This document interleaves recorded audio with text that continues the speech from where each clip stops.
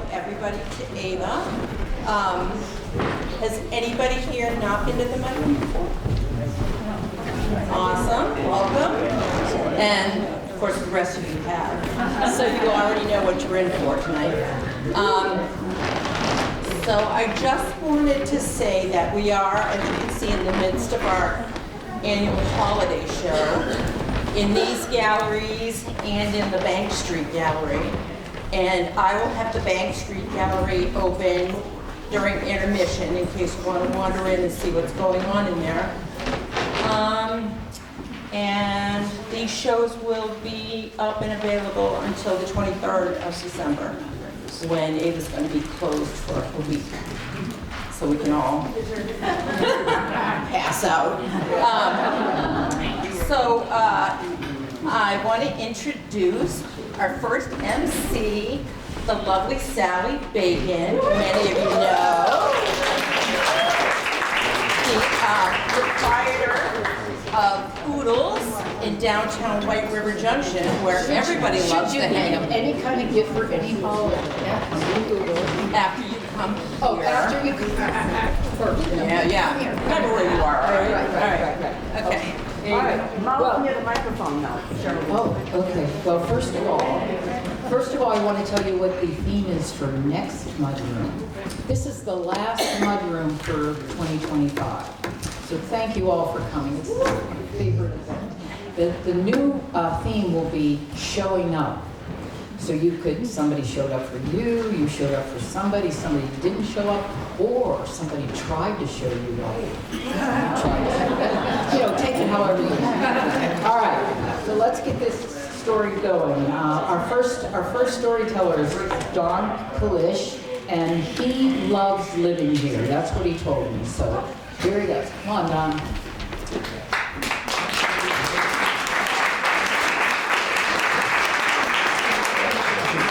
My wife was a little bit upset when she read that little bio sketch. She said it makes it sound like that she dragged me here. But it's not true. I grew up living here. And I was with Pat, my wife. It was near close to the end, well, it was very late December of 1980. Our 2.5-week-old baby was brought down to New York City for my grandmother's 80th birthday party. And we were in this venue in Staten Island.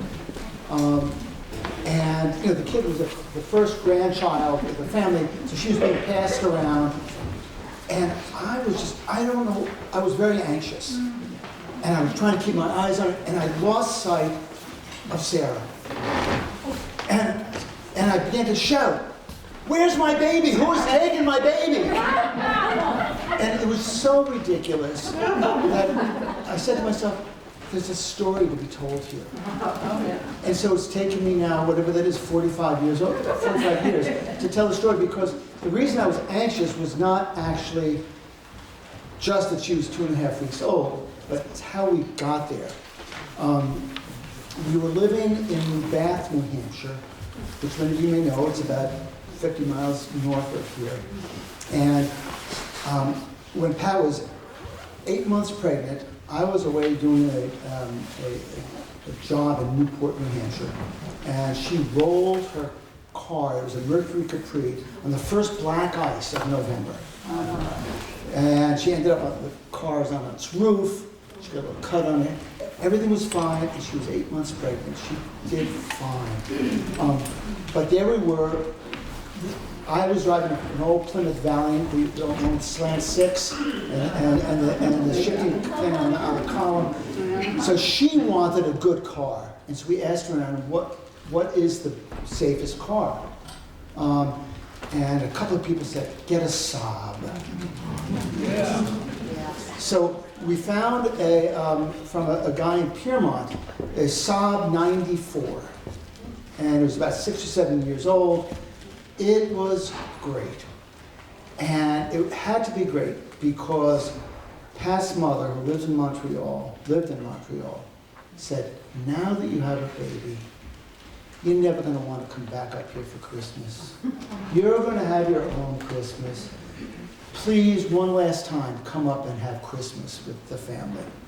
So we had to drive to Montreal. It was great to have this wonderful new Saab, old new Saab, until we got to the border. And the baby was strapping back, not strapping, she was in a car seat. And we got to the border, and the heater went out. And this was, I don't know if any of you remember, the winter it was 80, 81. Yes, the winter of 80, 81. It was brutal. I mean, we had, I think, 20 inches before Thanksgiving, and it was bitter cold. It was, when we got to the border, it was 5 degrees above zero, and the heater went out. So Pat went in the back seat and snuggled the baby and nursed her. She stayed back there while I stayed in the front. As we drove up, and if you've ever been in the eastern townships on Route 10 up there, in winter, it is like the tundra. It's like a scene from Dr. Zhivago. And the wind is blowing, you can't see, and it feels like the car's big. So we made it to Montreal. It was white knuckle driving. Found a parking spot magically right off of Sherbrooke. If any of you know it, right off of Saint Denis. And so happy to get there. I had a drink. We went to bed. We woke up the next morning. We had to move the car. The radiator had frozen.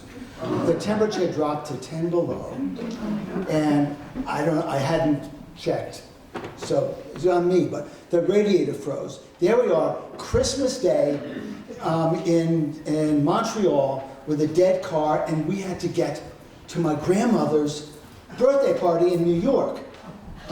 So we tried to get it repaired. There was 0 Saab dealers in Montreal, literally 0. We finally found this place that was open the day after Christmas, and he said, "Saab? No Saab. Plymouth, oui. Chrysler, oui. Saab, no Saab."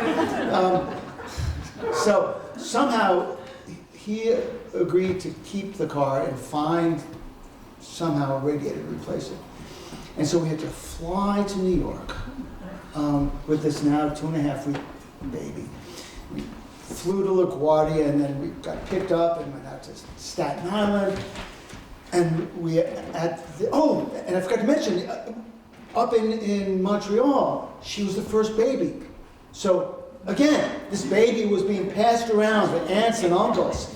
And so I was really nervous about this baby.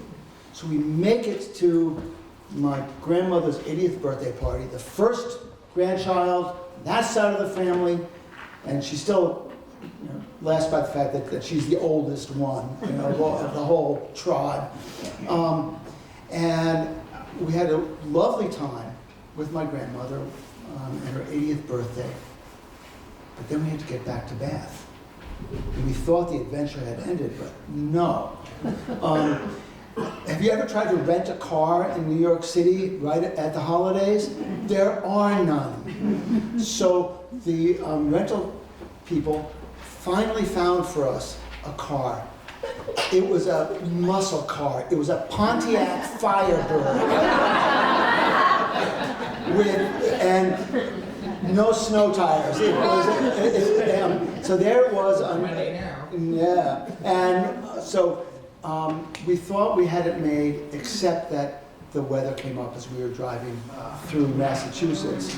And we are now convinced, I don't know if any of you have experienced it, that Brattleboro is a snow magnet.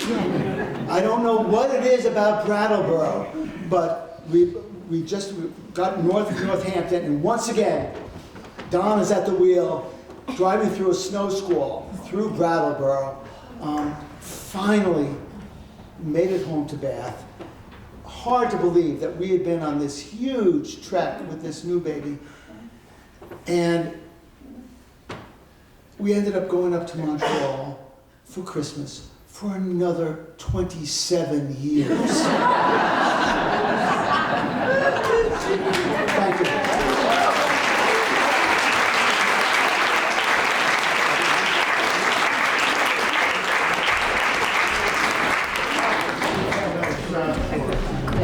Our next storyteller is Larry Kilian. Larry has told here before, and I want to correct his bio. He says he's a wannabe photographer. He is an excellent photographer. You can get his wonderful cards here at AVA or at my shop. But he's a fabulous guitar player. He's a fabulous photographer. So come on up, Larry. Woo!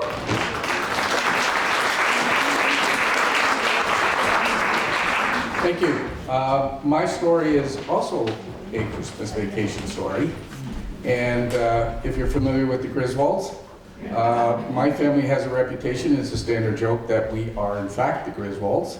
And this story kind of bears that out. So we were living in Brussels, Belgium at the time, and I had a daughter in university in Canada and a daughter who was living with us in Belgium. We decided that we were going to fly our daughter over from Canada and we were going to go to Salzburg, Austria for Christmas vacation. And it was my job to book the flights. So one of my priorities, of course, is to preserve capital of the family. And so I'm looking for the absolute cheapest flights that we could find. And I found some with Ryanair. Anybody here fly Ryanair? So you know where this story is going, right? Okay. So we got flights for 55 bucks, or euros, I should say, which, you know, there were 3 red flags that I should have paid attention to say that this wasn't the right decision that I made. The first one was the $55 price, okay, because you can't put gas in your car and drive there for $55, let alone pay for an airplane, a pilot, a co-pilot, and all those things. So that was the first red flag. I ignored that because my priority is preserve the capital. And then the second thing was we got on the airplane and the pilot came on while we were getting on. And my teenage daughter, who was in high school, looked older than the pilot. And the only good thing about that is he probably couldn't drink because he was underage. So he didn't have to worry about the pilot being intoxicated, right? So anyway, we got on the plane, and the third thing that was a concern was, and this is a true story, there had been an article that came out in the newspaper while we were over there that said a Ryanair pilot got lost and landed at the wrong airplane. Or airport. Okay, landed at the wrong airport. So all those things I ignored because I'm preserving our capital. Okay. So we had a nice flight. We're about half an hour from landing. The pilot comes on and he says, ladies and gentlemen, we're going to have to divert, and we're going to have to land in Graz. We're not going to be able to land in Salzburg. But we've got buses, and we're going to put you on a 2-hour bus ride, and we're going to get you there. So they never really explained why we were being diverted, and I still believe we had the same pilot who couldn't find the airport the previous time. Anyway, we had a nice few days in Salzburg. It's Christmas vacation. I have a daughter that we have to get home so that she could get to Canada on her flight. So we said, we're going to get to that airport early. And we had an 8 o'clock flight at night, and we got there at about 6. It's about half an hour before departure. He said the flight's delayed. It'll be 30 minutes.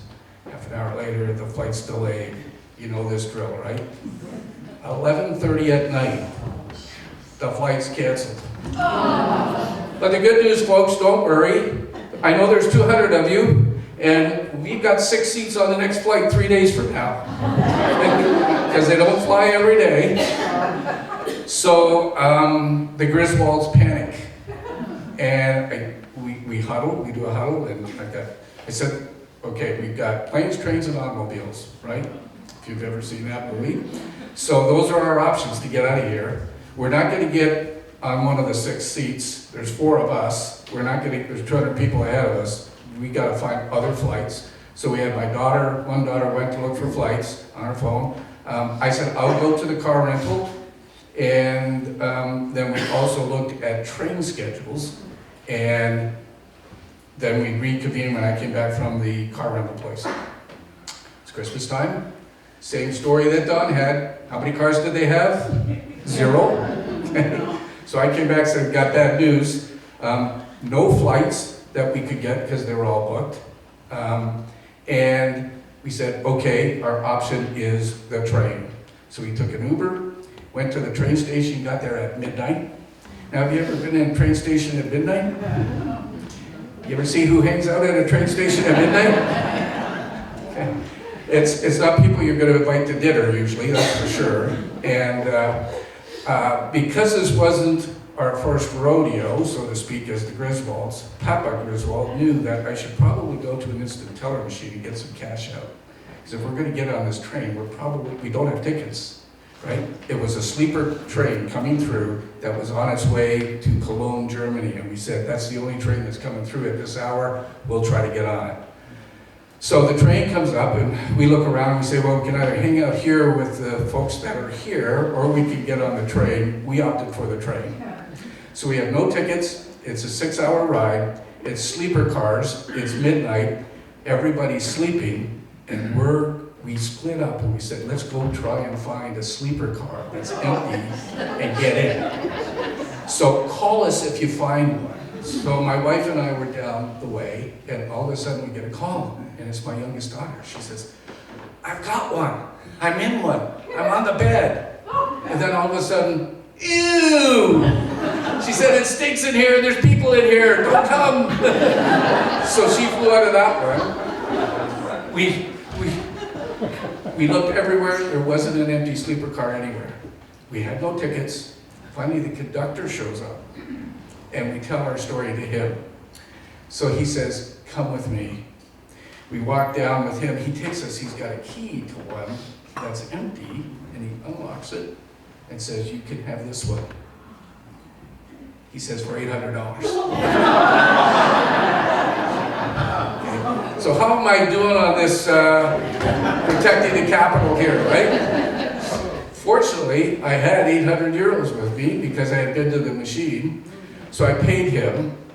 Now, I'm willing to bet that the railroad never saw that money. What do you think? I think we paid for his family's Christmas gifts. So we stayed, we got into Cologne.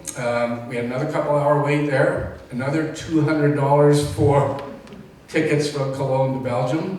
And we finally got home. So that was our Christmas disaster for that year. There were 2 critical things that came out of that. Number 1, I learned that Ryanair's nickname is called Ryan Scare. And 2 other things that came out of it. One was we've never flown Ryanair before or again. And the second thing is I no longer have flight booking privileges in our family.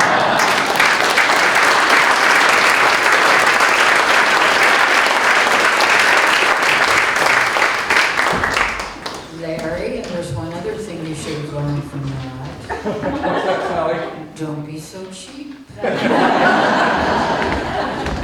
right, our next storyteller, Kevin. Kevin has been engaged for 25 years, and he's still not sure. Come on up.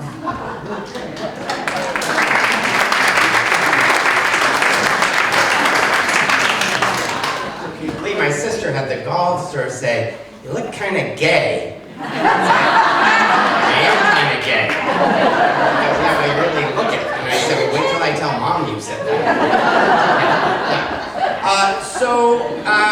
Who remembers Cousin Marilyn from the Munsters? Yeah, okay. So the Munsters was a TV show in the 70s about a very unusual family. And Cousin Marilyn came to live with them to learn how to be normal. But actually, she was already normal. So for you younger folks, it would be sort of like, let's say, the Kardashian show, and Michelle Obama goes to live with them to learn how normal people live. It was that kind of show. Well, in my family, my Aunt Laverne was Cousin Marilyn. Aunt Laverne was very different from the rest of us. She was married to a real estate developer. They had no kids. He built her a big mansion and then left her with his secretary, ran off with his secretary.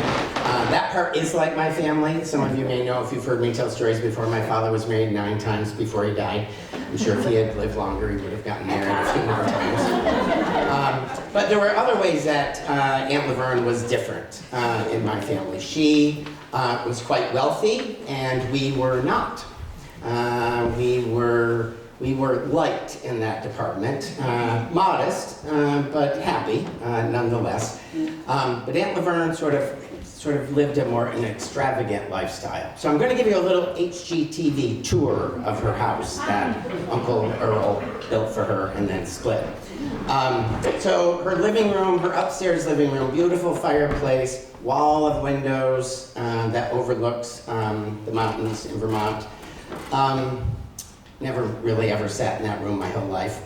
And she had, beautiful mid-century modern furniture, but of course it was the mid-century, so the furniture was just called normal furniture back then, for you people that are trying to find it everywhere. Yeah. And then downstairs was an equal size living room, which she called the den, and that had a fieldstone fireplace, floor to ceiling, a 30-foot bar with bar stools. She didn't drink, so that was odd. She also had a full-size church pipe organ. A Catholic must have if you have money. Every home wants a full-size organ and pipes in their house. And then off that room was a indoor heated pool. On the other side of the den was a billiard room and an arcade room. So for you younger folks, arcades were where pinball machines lived before there was video games on TV. So that was sort of Aunt Laverne's house. Oh yeah, and she was a magician in the kitchen. Like she literally just could make anything at any time without seemingly ever having to go grocery shopping. It was really quite unusual. When people would come over for Christmas Eve, which is the story that I'm telling, she would ask, what would you like for dessert? My dessert was typically like coconut cake. My father was always mincemeat. One of my sisters was a brownie a la mode, and so everyone would give kind of their orders. She was quite unusual in that way, and I'm not quite sure how she did what she did, but there might have been a time earlier in her life where she snorted some pixie dust and it just kind of stuck with her. But the year that I was 10, let me look around a little bit. I think I'm okay. The year I was 10, I came into adult knowledge of the retail cycle of the Nativity. In other words, the real Christmas. So I was kind of depressed. And kind of gloomy because kind of the sparkle had been gone. So there was a little extra effort spent on making sure Kevin has a fun, Christmas this year. Well, guests started arriving all afternoon. The smokers, the drinkers, the cigar folks, the pool players, the pool swimmers. Everyone's kind of filling up the house. And then we sit down to a lovely dinner, not really quite sure when Laverne made it, between stoking fires and refilling drinks and putting out appetizers and playing the organ. And not quite sure when she cooked. And she was only about this big. There wasn't much to her. And so we had this beautiful dinner, and then there was the pause. And so the pause was Laverne liked to get all the dishes off the table, everything put away, new tablecloth on the dining room table, and then invite everyone back for dessert. So my father had this great idea of, given it's been snowing all day, why don't we go tobogganing during the pause? So kids were full of glee for that idea. So out to the driveway we go, eager children and mildly intoxicated adults. 3 station wagons, and we pile in the car to go to the Protestant church because that had the biggest hill in town. That is the only time that the Catholics go to the Protestant church, is to use the hill for sledding. So we get there and it's decided that I'm going to be on the toboggan with my father and his cousins David and Kathleen, and my cousin Diane. And those 4 folks, they're they're of a Kris Kringle nature. You know, let's keep it in the holiday spirit. And so I was sort of warm and sandwiched in the soft bellies of my relatives. And then off we go, you know, in the pitch black of night, you know, Christian bobsledding pioneers on Jesus' birthday. Now, scotch and ice and darkness are not great toboggan companions. Because unbeknownst to us, some young Pentecostal terrorist had built a jump on the hill made of ice. And we, of course, didn't see it. Scotch, dark, and and ice. And so we hit the jump, and we were, you know, airborne for 15, 20 minutes. And we came down, and everyone was still on the toboggan. But the glee had gone. My father had fractured his leg. Kathleen had broken her clavicle. David broke his nose and cut his lip open. Diane dislocated her shoulder. And yours truly, completely safe and intact, in the warm belly love of my relatives. So 3 ambulances later, we all went to the hospital. We brought the party there. And I have to say, I think the hospital was really happy to have us. It's a hard night to work. Like, no one wants to work Christmas Eve. And it's usually not that busy. Like, most people aren't really doing stupid things on Christmas Eve. And you know, we're Irish, so we bring a lot of, like, I mean, we're even good at funerals. So I think they had a good time for most part. So everyone got kind of put together enough, and then we get back out to the cars and caravan back to Aunt Laverne's. And we go in the house, and the candles are all lit, and the fire is roaring, and Laverne's at the piano, me at the organ. Silent night, holy night. Nothing's calm. My family's not that bright. And, you know, the healthy are helping the infirmed, you know, with coats and boots and crutches and, you know, those things are, whatever they're called, slings. Yeah. And so I walked around the corner and I saw a table filled with all the desserts that people had requested when we came in. And I looked, and there was, for me, because I had my name on it, a 4-layer chocolate cake with coconut cream frosting. And it was in that moment that I knew Santa punishes adults who give misinformation to children. And that cake never tasted so good.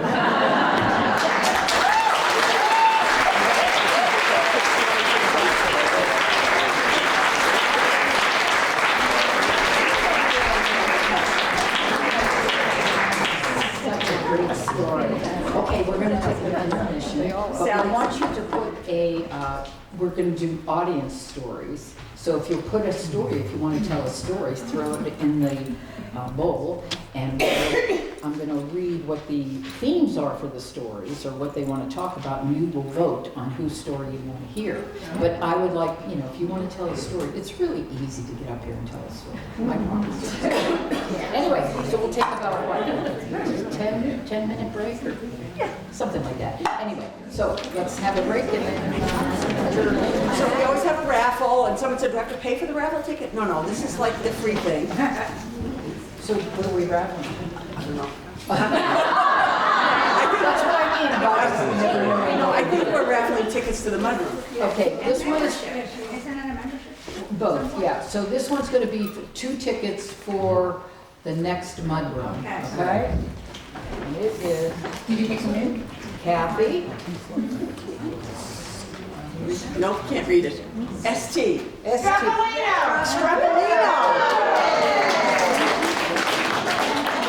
Kathy, you gotta put your phone number It just says 603, we're not gonna be able to reach it, so we gotta put your whole phone number. But 2 tickets to the next mudroom. Next mudroom. And Amanda said she's gonna tell a story next time, so. All right. This is for 2 tickets to the mudroom. Nancy Graham? All Yeah. right, Nancy. All right, and this is for, you want to pick it? Sure. A membership to the mudroom. A membership to AVA. Oh, guess what? I mean, Ava, blank. What's the number? Oh, the number? Oh my God. Hold on. 327 5412. 13 doesn't count. Okay, we're gonna go for another one. Okay, 2 tickets, membership to Ava. Laurel McKernan. Laurel, okay, I know Laurel. What happened to her?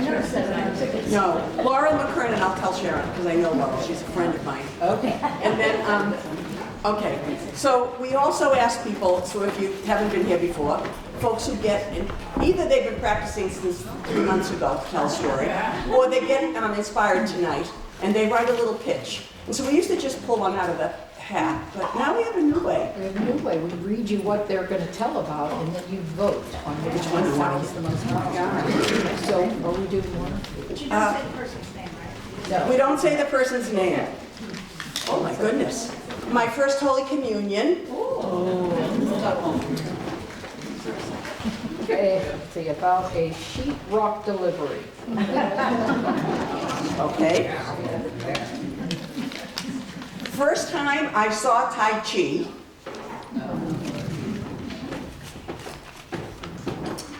It's disembodied, the disembodied head. Okay, so I guess we read them and then you kind of, we have a clapometer, like to measure your, Or hands up. hands, no, how, hands up? Or which would you rather? Who's gonna count? Well, you can kind of. Okay, go ahead. First time I saw Tai Chi. Can we vote more than once? No, one vote. Okay, again, first time I saw Tai Chi. Okay. My first Holy Communion. All the Catholics. The Catholics are in the house tonight. Disembodied head. The disembodied head. A sheetrock delivery. Okay. Okay, it's between the disembodied head. Let's do it again. Okay. Do you think the disembodied head? Everybody can vote again. Well, okay, so now we're going to go to 2, just 2. 2. My first Holy Communion. Oh, wait a minute. No, we're going to pick 2 on 1. We're gonna just pick one. So these 2 both got a lot of hands, so I thought we should do it again, since it's just a 2. It's a runoff. It's a runoff, okay. It's a runoff. Okay, so this is really hard for us. Hold on. We're professionals, you know. All right, so let's just start again. Let's wipe the whole slate, wipe clean. All right. We'll go in between these 2 because we think the sheetrock and the Tai Chi didn't get quite enough. But please come back next time because we know who you are, Judy and Henry. The disembodied head. Oh. My first Holy Communion.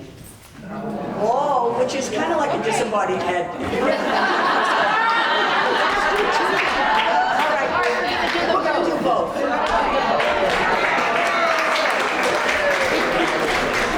Let's do the first Holy Communion first. Rich, you're up. Oh, shoot, I thought it was disembodied head. Oh, it's you. We're doing both. All right, do it both. Yeah. So, All right. you know, try to keep it within the time. I was trying to escape actually early tonight, so I got sidetracked. So there must be some Catholics here, obviously. Obviously. Yeah. How many are last? Recovering, that's, yeah. Okay, well, I'm going to tell you the story of my first Holy Communion. You know, I grew up in a Catholic family, blah, blah, blah. And in fact, I got sent right to a parochial school, like kindergarten, first grade. But my family moved to another town, and they took me out of the parochial school to the local public school because it was much closer to our house, and they didn't have transportation for me at the time. So during that time that I was in the local public school, and I'm not really sure at this point when you get First Holy Communion. I think when you're about 8 or something like that. Second grade. There you go. Second grade. Thank you, because I you know. The age of reason is second grade. Okay. Wow. No wonder we're in such trouble these days. At any rate, when my class, you know, kids my age, went to First Holy Communion, and I was in this public school. So I didn't go, you know. But as soon as there was transportation to get me to the parochial school again, I went back. So I guess that was 3rd grade maybe. And in the school that I went to, we had nuns, you know, our teachers, and you went to church on Sunday, always at 9 o'clock, and you sat with your class. You didn't sit with your parents. You sat with your class. So the first time I'm there with my class, it comes time for communion, and everybody stands up and starts walking, you know, toward the church, beginning of the church there, getting ready for that First Holy Communion. Well, I wasn't going to sit there by myself. I felt really, you know, I hardly knew the other kids at that point. So I got up and I got in line, you know, like everybody else. And my mother was trying to get my attention. She was like, Richard, you know, because I'm in a state of sin still, you know, original sin.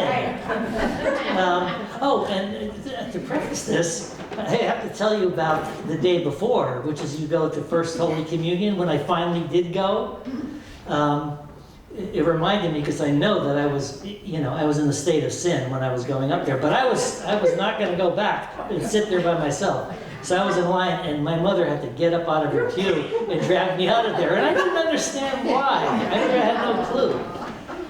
I did go eventually, and I remembered in those days, again, this was a pretty hardcore Catholic church. You know, you went to confession the day before. You get your First Holy Communion. Now I'm, I guess, in the 4th grade or something. You know. At that time, you were not supposed to, you know, you go to confession, you're not supposed to speak until the next day, because I guess because you may say something like, oh shit, or something like that, you know, which would get sending you right back to, you know, to being in a state of sin. So, and you know, I just wanted to do what I usually do, but I wasn't supposed to talk, and they figured, well, we'll keep them occupied. They bought me, I used to like to make little models, and they have these plastic models you glue together, you know, with that really strong smelling glue that got you kind of high. So they bought me a model of some kind of plane, and I remember the new house that we had moved into, I had a room on the 2nd floor with my sister, who was 3 years younger than me. And so I'm sitting up there, and I'm not talking, because, you know, I might say something bad. And I made my model plane, but I was done, you know, and it was still, you know, it wasn't even evening yet. And at that time, I really was into, you know, my father was in World War II, and I had a lot of toy soldiers that I played with, so I was having combat, you know, and I thought, wow, this plane would be really cool if we shot the plane down, you know. Now, my father was a smoker, and I knew that this glue was flammable because it said on there, you know. So I lit the plane on fire, and I threw it out the window and crashed it down below. So that was probably a sin. I never got straight after that. You know, basically, so that's the story of my First Holy Communion. I eventually did go to First Holy Communion. The wafer didn't burn my tongue, which I thought might happen if I was in a state of sin. And, you know, by the time I finished parochial high school, I was a humanist and not a Catholic anymore.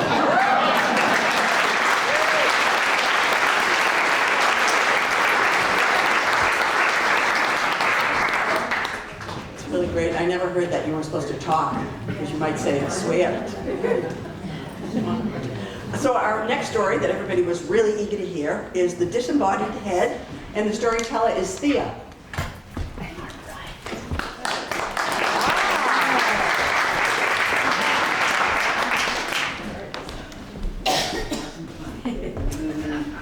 You know, when I gave that title, The Disembodied Head, I thought, oh man, that sounds really, really interesting. That's the best part of the story. And, what? Yes. Okay. And the moral of the story of The Disembodied Head is that it is not the way to get ahead. So, let me give you some background. I was born into a family of Fatty Daddy and Gummy Mummy, and then 4 sisters. My one sister was 5.5 years older than me, another was 7.5, another was 10.5, and another was 12.5.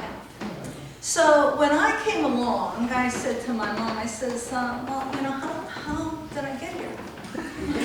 And she goes, well, you were an accident. And we were hoping that you would be a boy. We have 4 girls already. And we were going to name you Christopher. And you almost killed me on the way out. So, you know, I'm a young child hearing this, and it made me feel, you know, kind of uneasy, you know. And my sisters, because they were so much older than me, their idea of this little baby was to just torture me. They either would ignore me or they would torture me. Now, I think I'm fairly well adjusted, but I had to go through quite a few things to get to where I am today. So, my father, the reason why he was called Fatty Daddy and Gummy Mummy is because my dad was a great comedian. He loved, my parents were really great. He loved making jokes. When we'd get at the dinner table, one of his favorite things to do was to get everything that's on the table, pile it up, and see how high he could get it before it falls apart. So, of course, that's something that's in my DNA. I like doing that. And so my whole family, because my daddy was such a comedian, and my mother was funny too, she was funny too, but in a different way, we all liked to try to make people laugh. And my father was convinced that my one sister was going to be like Carol Burnett, and then because he loved us so much, he thought we all would be Miss Americas, which, yeah. But anyway, so getting to how my sisters would have fun with me. My favorite sister, her idea, well, I was very lucky because I had a sister that was a very favorite sister, and then I had a sister that was not a favorite sister, and then I had the 2 that just wanted to play all the time. So my favorite sister, one of her favorite things to do for me was to, and I'm about, I don't know, 3, 4 years old, she'd like to hold me over the toilet upside down and threaten to flush me down. And this is my favorite sister. And the reason why she liked to do that, because she loved the way I would scream and hug her for dear life. So this story is about what she got me for Christmas one year. 7 pals around the tree. We are not a, my dad had 3 jobs. My mother eventually went and got a job. So, you know, we watched our pennies. But we always had our little pals around the tree. And so I had my little pal. And when it was my turn to open presents, there was this round ball that was dressed as a head. I'm 4 years old, and this head goes bouncing across the floor. So of course I'm screaming, I'm totally terrified. And that is basically the story of the disembodied head. And it's not the way to go.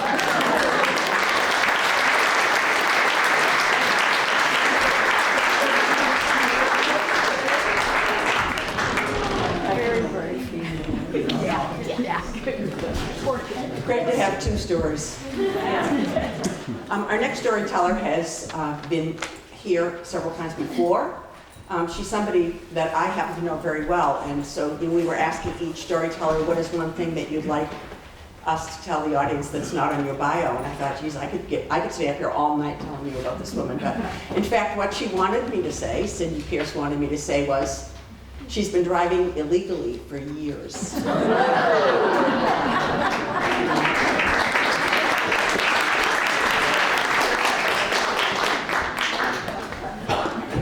I have a license, I just have cataracts that I didn't know had really gone awry. So, yeah. So I just got one changed, and it's amazing what I can see now, all the details. So, I'm from a big family, the youngest of many, youngest of 7, and big families are a recipe for disaster. However, for decades and decades, I'm 60 years old. For my whole life, my big rambling family and their children and their children's children have managed to get together for holidays without relationship disasters, which is shocking because we're on a very broad political spectrum among other different ideas about how things are done. And meal disasters have not occurred. And I think that's because you have enough people to pick up the slack if someone blows it. So disaster is a relative term in my life. And personally, I'm the only one in my family who would consider this disastrous. And that is the lack of deep connection at times just pisses me off. Here's the part that really gets me. Every time we have a holiday and everyone arrives, there is this endless yammering about people walk in the door and yammer about how they got there. And did they take the GW? And oh, do you have good tires? And this is the hour before they leave, at the end of the thing. Or, how was the weather? Mixed precipitation in southern Mass, did you experience that? And mind-numbing. I'm just like, yawn, people, come on, we need some more material. The phones have got all the apps and have been taking care of this for a decade and a half, come on. So, you can see I'm kind of salty anyway, even on these holidays. But growing up, I grew up in this big inn, Pierce's Inn in Etna, and my parents ran it for 31 years. The Keens ran it for many years. The Ashleys were there. Some of you know those families. And then my husband and I took it over. Been doing it for 23 years. And growing up, as the youngest, the kids would be at college or grown up and married when I'm pretty little.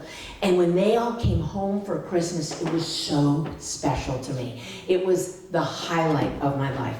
And the older siblings took part in keeping the Christmas magic going. The problem is when they're college students, they're a little sketchy at times, they slack a little bit. And of course my mother's losing steam, mother of 7, she's like, let's wrap this up, this job like kinda done. Luckily my dad was on the scene, he held the baton.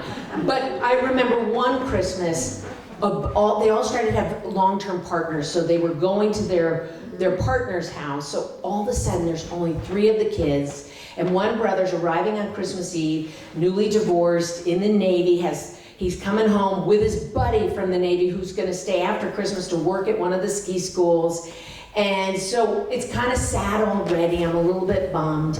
And back in the day, he of course hadn't done his Christmas shopping, but Rich's department store, that place, everything was 99 cents. cents a dollar. Long before dollar stores, there was Rich's department store, which went on Christmas Eve, stayed open until midnight.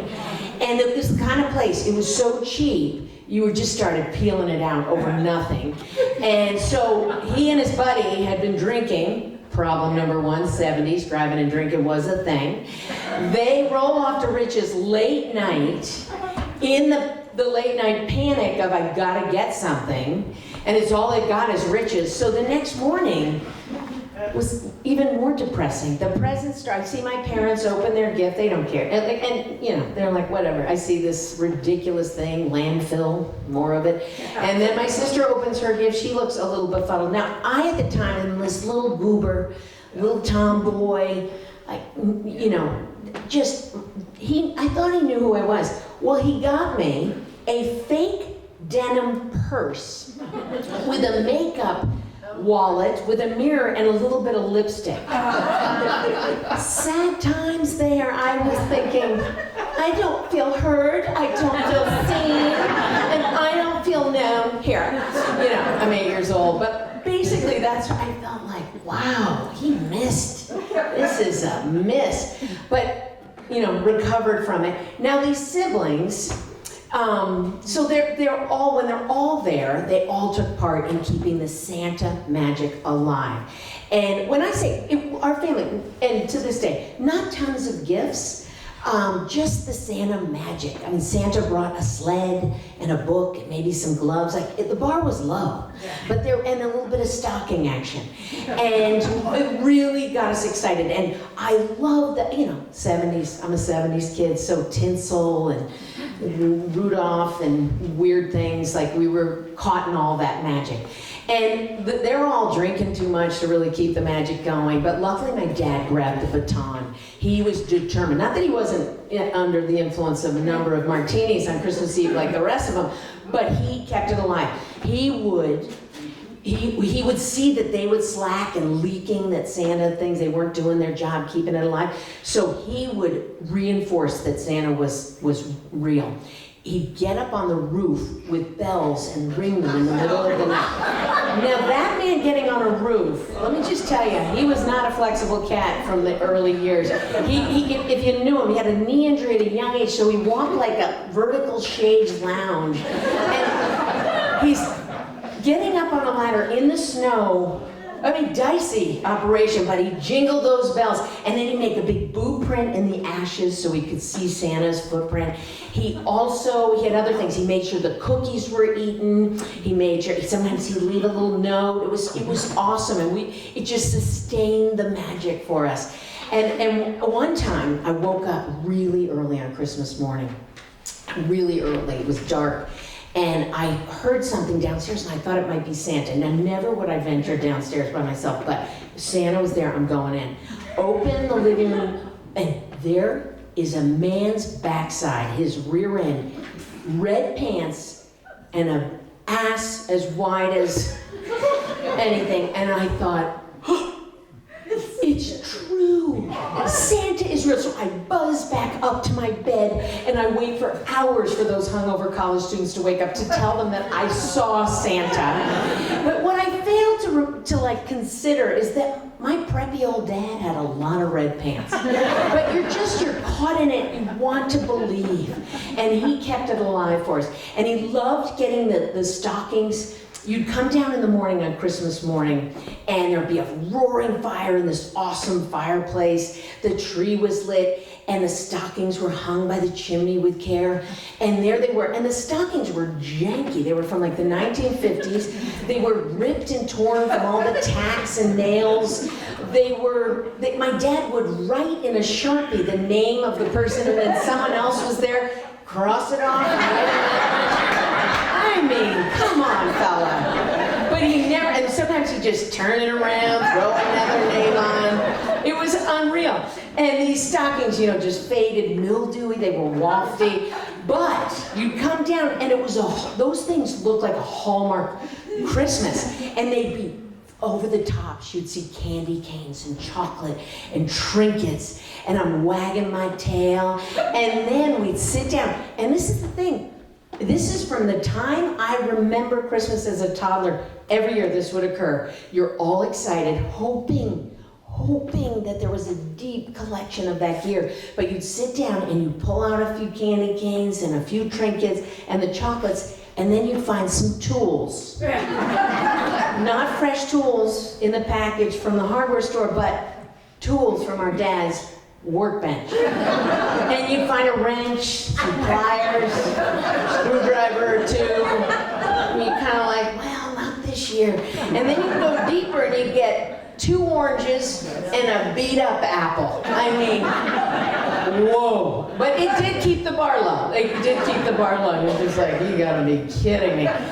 So when I decided, like when I became the Santa, and Bruce and I got together, I was determined to keep the magic alive for our kids. But Bruce, he was like, no way, man, it's a big lie. You go, this is a lie, and you're such a truthful person. You gotta just tell the kids there's no Santa.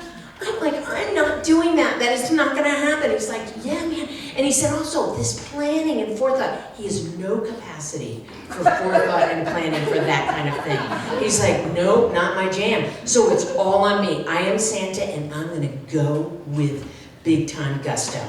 So what I do is I get the gifts, once again, like my parents. Simple gifts, like keeping the bar low for those kids, minimize the landfill, but I'd have to go out and get the gifts, wrap them up in the dark of night after the kids have gone to sleep, hide them in the crevices of Pierce's Inn. We always, at this time, we're going over to Bruce's mom in East Barnard, Vermont. That's where we're having Christmas every year. Luckily, his siblings were on my side of the Santa chain.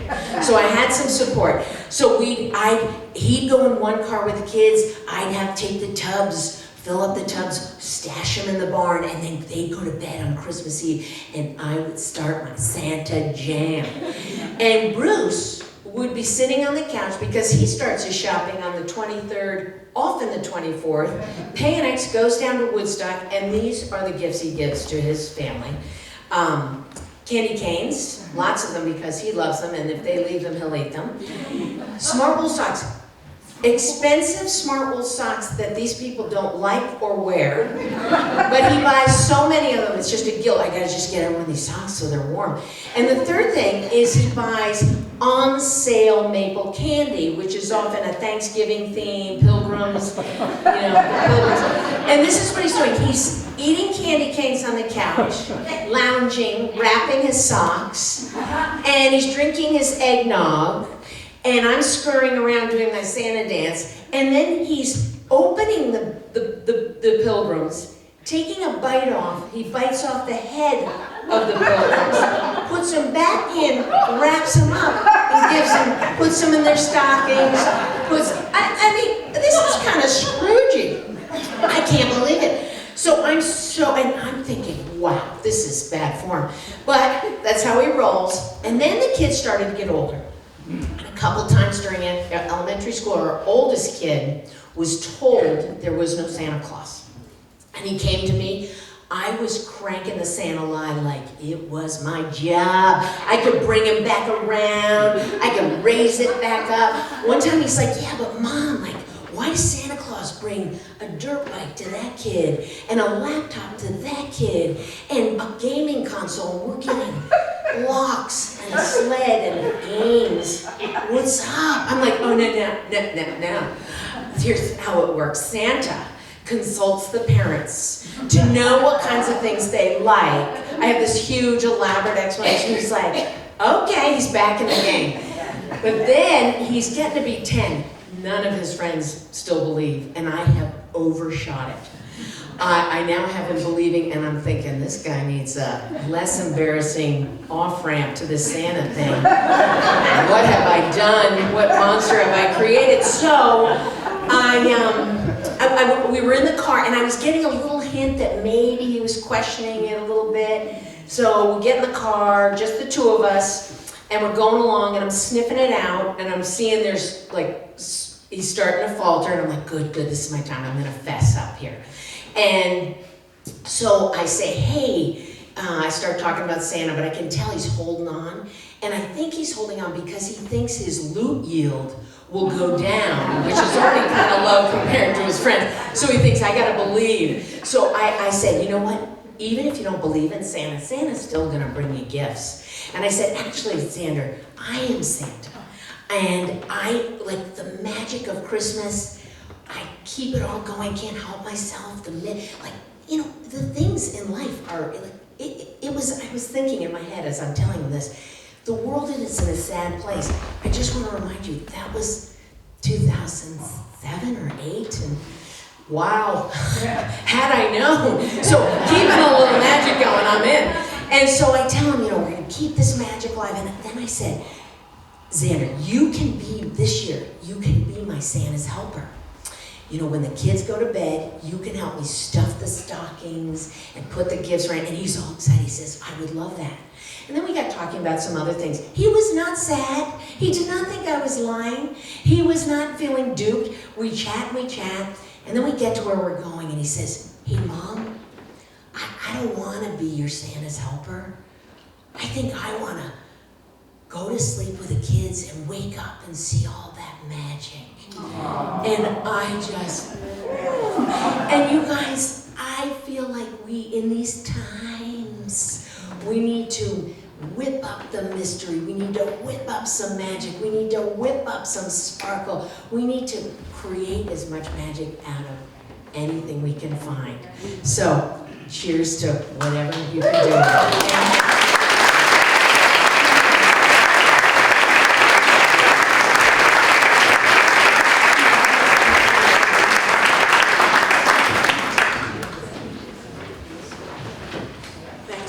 Our last storyteller tonight is also someone who's been here several times, coming all the way down from the North Burlington, Sue Schmidt. And Sue said, unbeknownst to her family, she's begun her Swedish death cleaning. And everybody in her extended family is going to get something from her house that she no longer wants.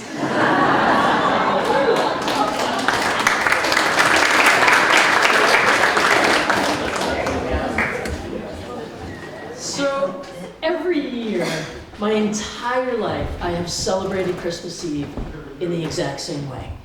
Sitting around with friends and family, eating the Feast of the Seven Fishes. Now, if you don't know what this is, I could get into a long history about Southern Italy and the New York Italian immigrants, or you could just watch that episode of The Bear, where Jamie Lee Curtis drives her car up through the porch into the living room.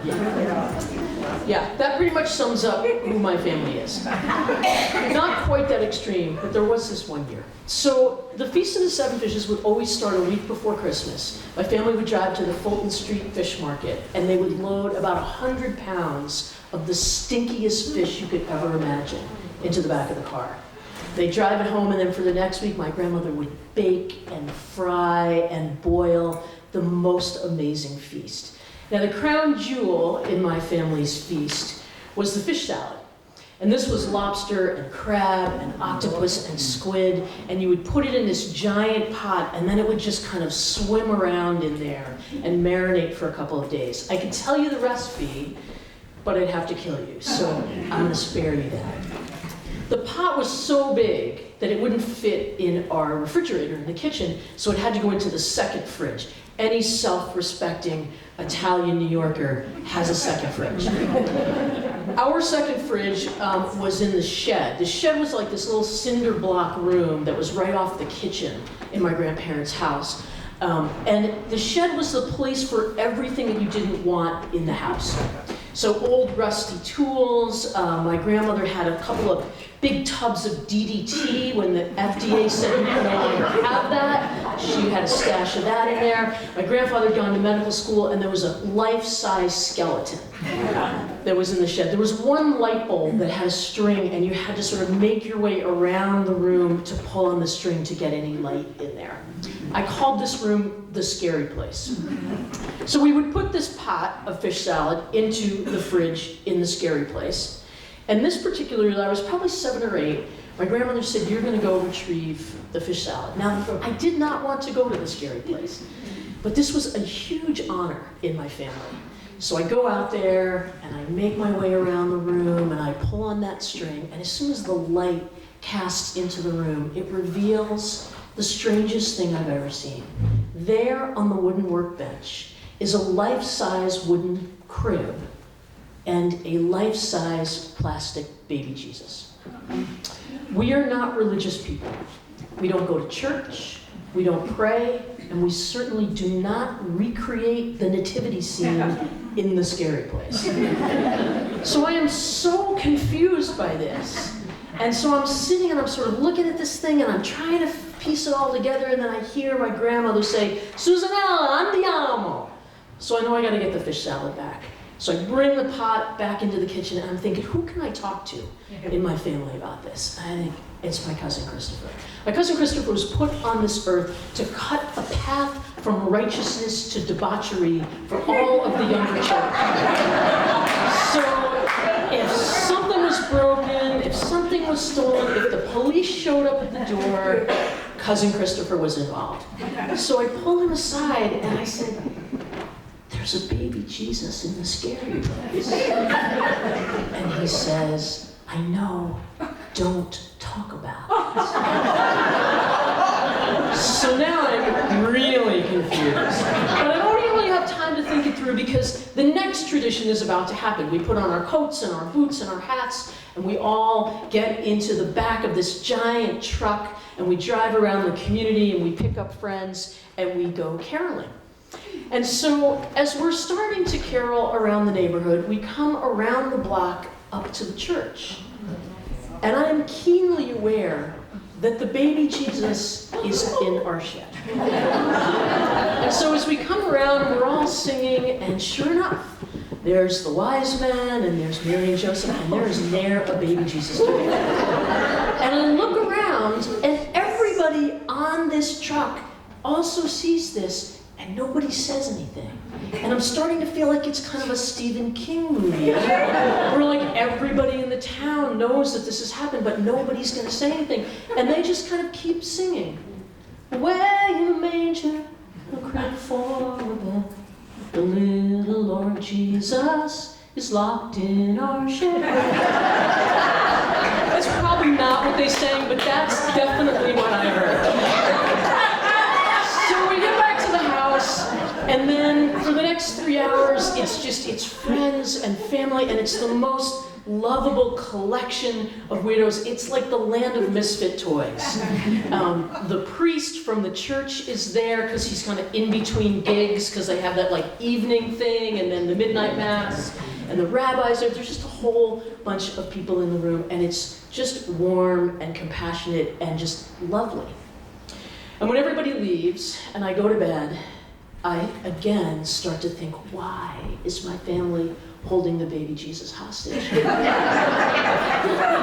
We're definitely heathens, but we're compassionate people. There's no way that we would have taken this baby from its family and hidden it in the scary place. And I can't fall asleep, and I finally decide I've got to do something. So I sneak back downstairs, and my plan is simple. I'm going to go into the shed. I'm going to load the baby Jesus onto the back of my flexible flyer sled. I'm going to drag it back up to the church. I'm going to reunite him with his family, and then I'm going to come back and go to sleep. And so I go down the stairs, and I slide across the room, and I turn on that light, and the baby Jesus is gone. And I realize I am now complicit in this crime because I didn't act quickly enough. And so I go back up to bed and I can't really fall asleep, and when it feels like 5 minutes later, my mother comes in, she says, "Come on, get ready, we're going to your aunt and uncle's for Christmas." And so we get back into our VW microbus and we start to drive to my aunt and uncle's, and we're getting closer and closer to the church, and I'm picturing like the FBI and like crime scene tape. And I'm like, okay, there's nothing I can do about this. And so we get, and there is the manger. And there's the wise men, and Mary and Joseph, and the baby Jesus. And I'm so excited about this, I just scream out, "Thank God the baby Jesus is saved!" And my whole atheist family just turns around and looks at me like, "Why are you always the weirdest one ever?" And so the next couple of years, I always check the shed. Baby Jesus never shows back up. We sort of hum along. And about 10 years ago, my friend Maggie calls me and she says, hey, before Christmas just gets crazy, let's drive around town and look at the lights. And I'm like, yeah, that'd be great. And so we're driving around and we come up to this church and I look and I'm like, oh my gosh, this wasn't just my family. There's no baby Jesus in that manger either. And my friend Maggie looks at me like, are you kidding? Like, I know you're an atheist, but do you not understand how this works? And I was like, what are you talking about? And she's like, the baby Jesus doesn't show up until Christmas Day. That's the whole point. And I'm like, what? And so we get home and I call my cousin Christopher and I'm like, are you freaking kidding me? This whole time? And he says back to me, are you kidding me? How do you get to this age and not understand when the baby Jesus shows up? And so I'm like, all right, just put that aside for a second. Why our shed? And he explains something that is really kind of simple. It's like if you have something that's really important, and in this case, the baby Jesus had been stolen from the rectory for a couple of years in a row. So the priest decided, I need to find a place where the baby Jesus can be, that it will be safe. And if you're looking for a safe place for something really important, there is no safer place than a compassionate atheist's scare house.